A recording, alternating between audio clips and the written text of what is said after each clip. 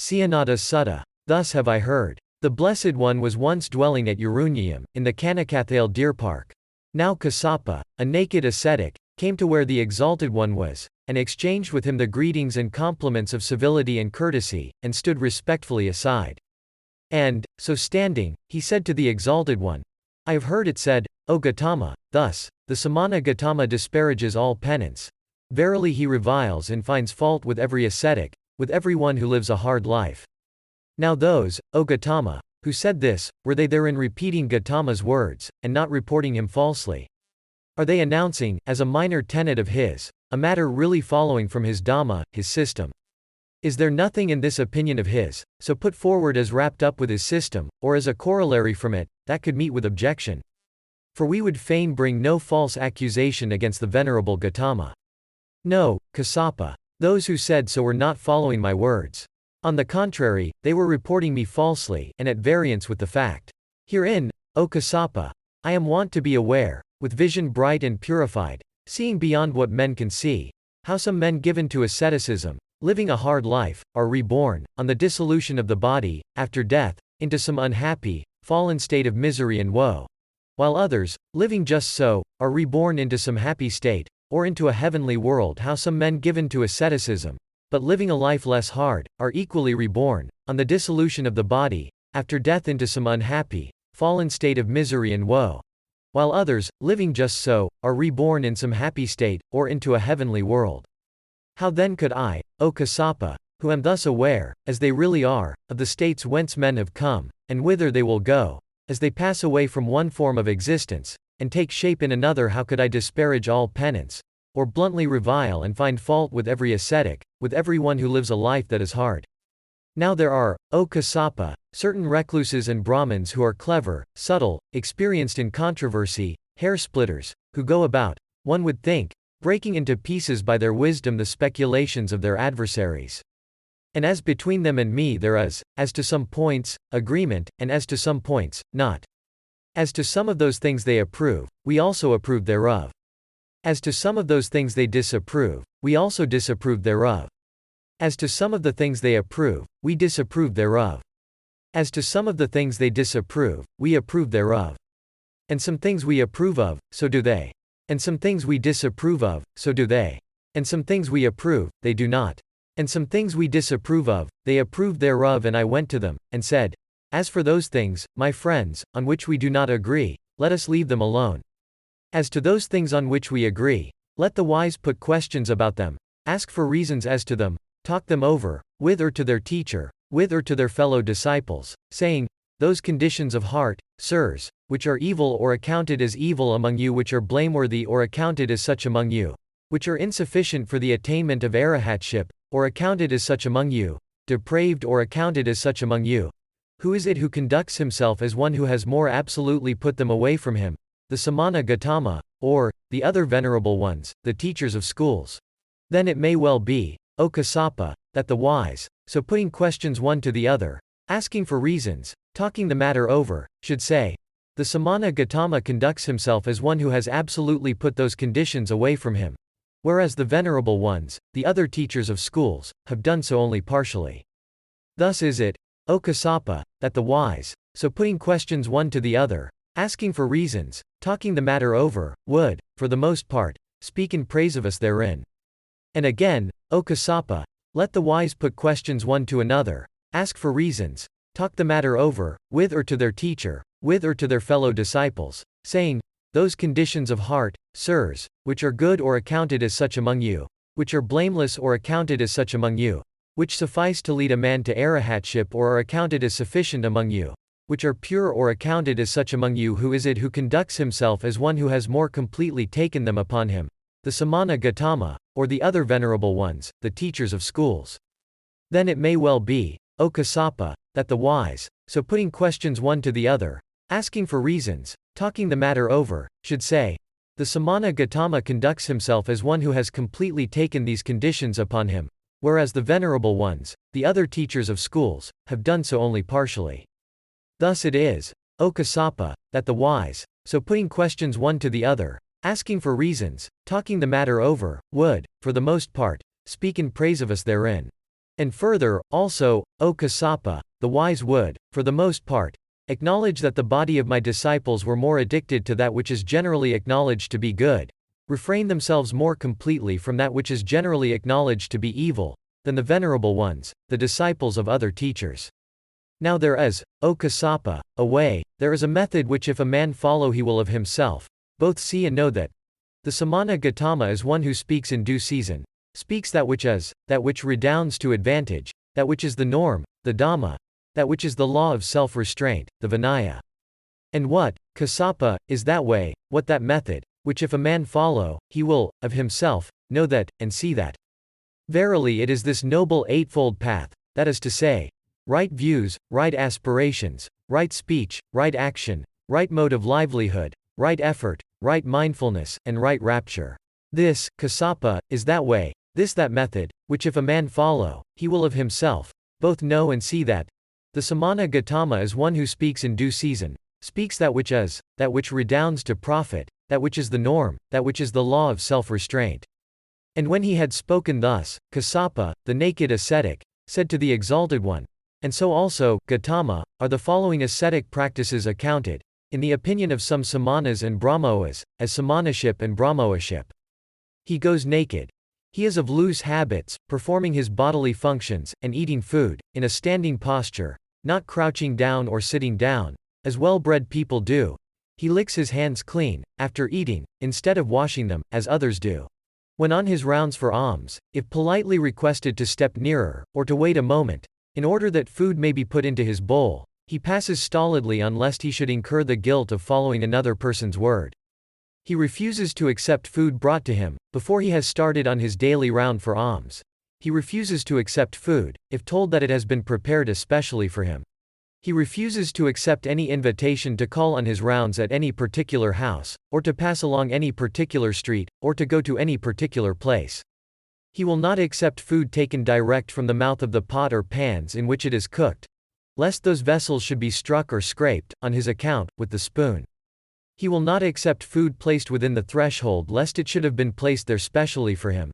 He will not accept food placed among the sticks, lest it should have been placed there specially for him. He will not accept food placed among the pestles, lest it should have been placed there specially for him.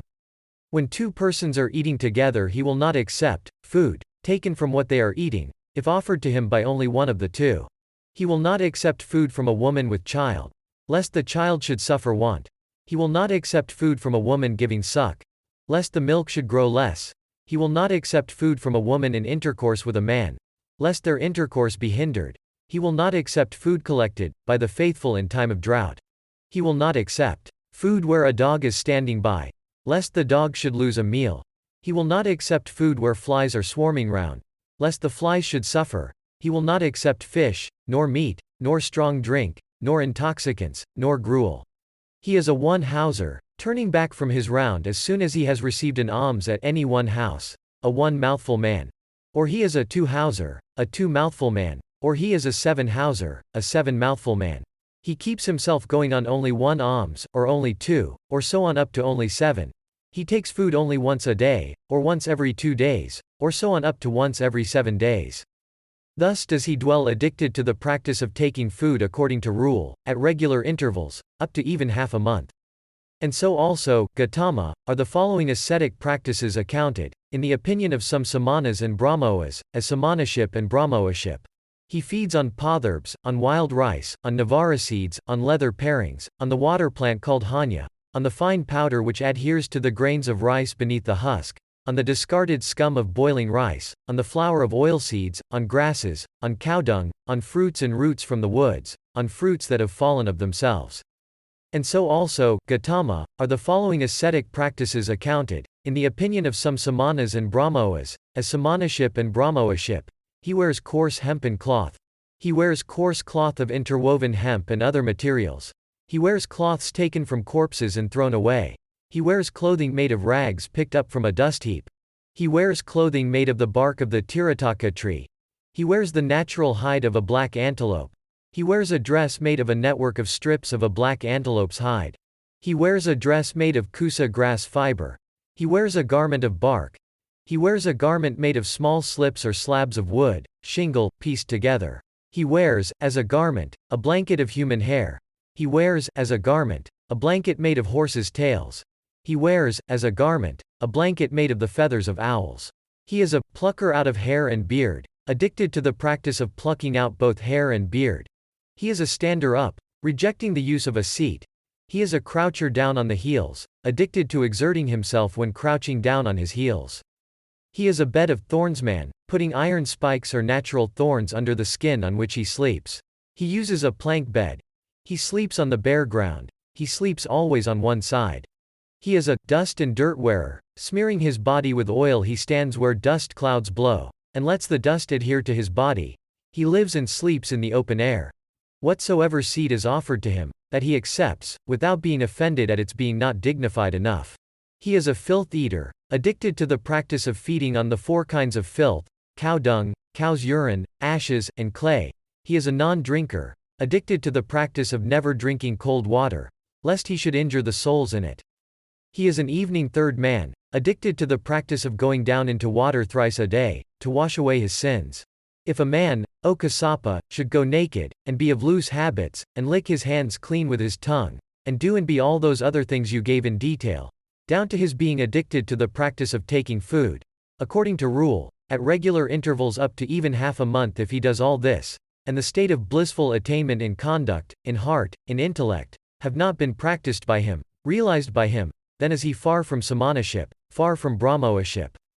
But from the time, O Kassapa, when a bhikkhu has cultivated the heart of love that knows no anger, that knows no ill will, from the time when, by the destruction of the deadly intoxications, the lusts of the flesh, the lust after future life, and the defilements of delusion and ignorance, he dwells in that emancipation of heart, that emancipation of mind, that is free from those intoxications, and that he, while yet in this visible world, has come to realize and know. From that time, O Kassapa, is it that the bhikkhu is called a samana, is called a brahmoa. And if a man, O Kassapa, feed on potherbs, on wild rice, on navara seeds, or on any of those other things you gave in detail down to fruits that have fallen of themselves, and the state of blissful attainment in conduct, in heart, in intellect, have not been practiced by him, realized by him, then is he far from samanaship, far from brahmoaship. But from the time, O Kassapa, when a bhikkhu has cultivated the heart of love that knows no anger, that knows no ill will, from the time when, by the destruction of the deadly intoxications, the lusts of the flesh, the lust after future life, and the defilements of delusion and ignorance, he dwells in that emancipation of heart, that emancipation of mind, that is free from those intoxications, and that he, while yet in this visible world, has come to realize and know. From that time, O Kassapa, is it that the bhikkhu is called a samana, is called a brahmoa. And if a man, O Kassapa, wear coarse hempen cloth, or carry out all or any of those other practices you gave in detail down to bathing in water 3 times a day, and the state of blissful attainment in conduct, in heart, in intellect, have not been practiced by him, realized by him, then is he far from samanaship, far from brahmoaship. But from the time, O Kassapa, when a bhikkhu has cultivated the heart of love that knows no anger, that knows no ill will, from the time when, by the destruction of the deadly intoxications, the lusts of the flesh, the lust after future life, and the defilements of delusion and ignorance, he dwells in that emancipation of heart, that emancipation of mind, that is free from those intoxications, and that he, while yet in this visible world, has come to realize and know. From that time, O Kassapa, is it that the bhikkhu is called a samana, is called a brahmoa. And when he had thus spoken, Kassapa, the naked ascetic, said to the Blessed One, "How hard then, Gautama, must samanaship be to gain? How hard must brahmoaship be?" That, Kassapa, is a common saying in the world, that the life of a samana and of a brahmoa is hard to lead. But if the hardness, the very great hardness, of that life depended merely on this asceticism, on the carrying out of any or all of those practices you have detailed, then it would not be fitting to say that the life of the samana, of the brahmoa, was hard to lead. It would be quite possible for a householder, or for the son of a householder, or for anyone, down to the slave girl who carries the water jar, to say, "Let me now go naked, let me become of low habits," and so on through all the items of those 3 lists of yours.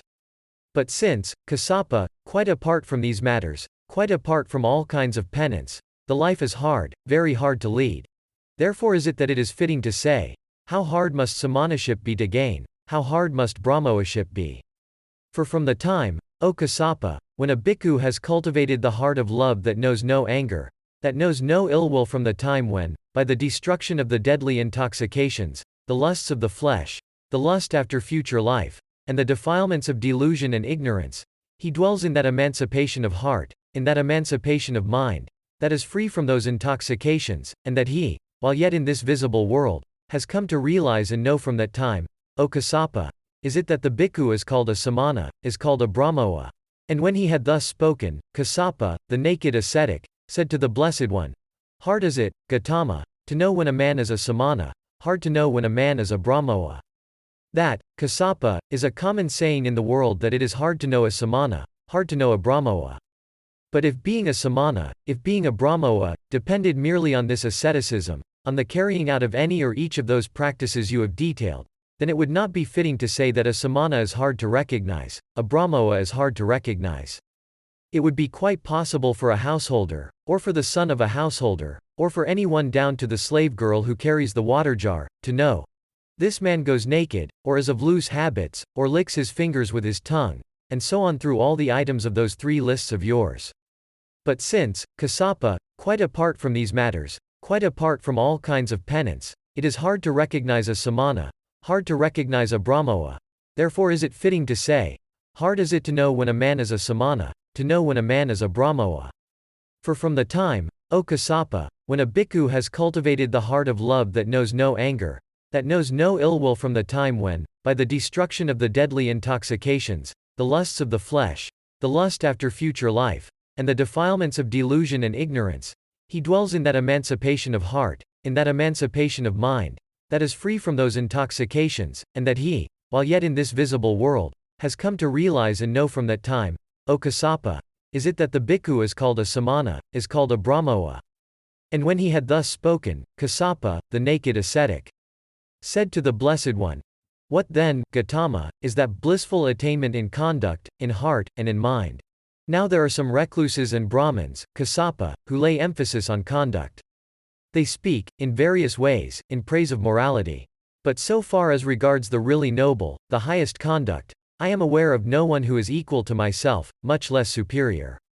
And it is I who have gone the furthest therein, that is, in the highest conduct, of the path. There are some recluses and Brahmins, Kassapa, who lay emphasis on self-mortification, and scrupulous care of others. They speak in various ways in praise of self-torture and of austere scrupulousness. But so far as regards the really noblest, the highest sort of self-mortification and scrupulous regard for others, I am aware of no one else who is equal to myself, much less superior. And it is I who have gone the furthest therein, that is, in the highest sort of scrupulous regard for others.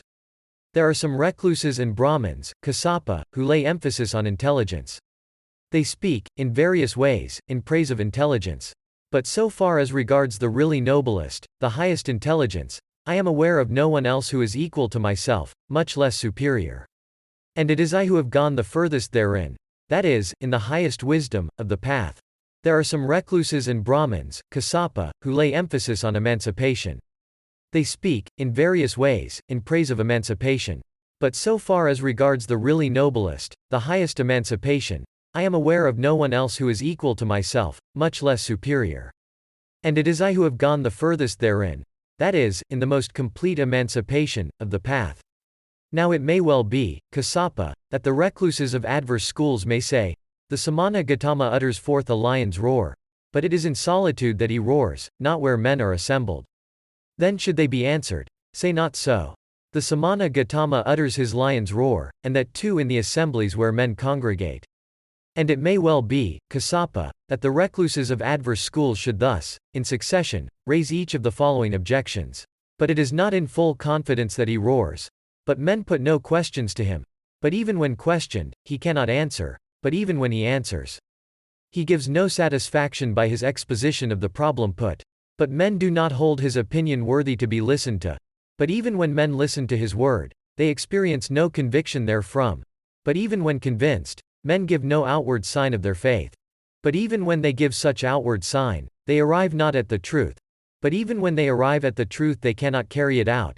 Then in each such case, Kassapa, they should be answered as before, until the answer runs, say not so. For the Samana Gautama both utters forth his lion's roar, and that too in assemblies where men congregate, and in full confidence in the justice of his claim, and men put their questions to him on that, and on being questioned he expounds the problem put, and by his exposition thereof satisfaction arises in their hearts, and they hold it worthy to listen to his word, and in listening to it they experience conviction, and being convinced they give outward signs thereof, and they penetrate even to the truth, and having grasped it they are able also to carry the truth out. I was staying once, Kassapa, at Rajagaya, on the hill called the Vulture's Peak. And there a follower of the same mode of life as yours, by name Nigroda, asked me a question about the higher forms of austere scrupulousness of life. And having been thus questioned I expounded the problem put. And when I had thus answered what he asked, he was well pleased, as if with a great joy. And who, sir, on hearing the doctrine of the Exalted One, would not be well pleased, as if with a great joy? I also, who have now heard the doctrine of the Exalted One, am thus well pleased, even as if with a great joy. Most excellent, Lord, are the words of thy mouth, most excellent. Just as if a man were to set up what has been thrown down, or were to reveal that which has been hidden away, or were to point out the right road to him who has gone astray, or were to bring a lamp into the darkness, so that those who have eyes could see external forms, just even so, Lord, has the truth been made known to me, in many a figure, by the Exalted One. And I, even I, betake myself as my guide to the Exalted One, and to the doctrine and to the brotherhood. I would fain, Lord, renounce the world under the Exalted One. I would fain be admitted to his order. Whosoever, Kassapa, having formerly been a member of another school, wishes to renounce the world and receive initiation in this doctrine and discipline, he remains in probation for 4 months, and at the end of the 4 months the brethren, exalted in spirit, give him initiation, and receive him into the order, raising him up into the state of a bhikkhu. But nevertheless I recognize, in such cases, the distinction there may be between individuals. Since, Lord, the 4 months probation is the regular custom, I too, then, will remain on probation for that time. Then let the brethren, exalted in spirit, give me initiation and raise me up into the state of a bhikkhu. So Kassapa, the naked ascetic, received initiation, and was admitted to membership of the order under the Exalted One. And from immediately after his initiation the venerable Kassapa remained alone and separate, earnest, zealous, and master of himself. And ere long he attained to that supreme goal for the sake of which clansmen go forth from the household life into the hermit state. Yea, that supreme goal did he, by himself, and while yet in this visible world, bring himself to the knowledge of, and continue to realize, and to see face to face. And he became sure that rebirth was at an end for him, that the higher life had been fulfilled, that everything that should be done had been accomplished, and that after this present life there would be no beyond.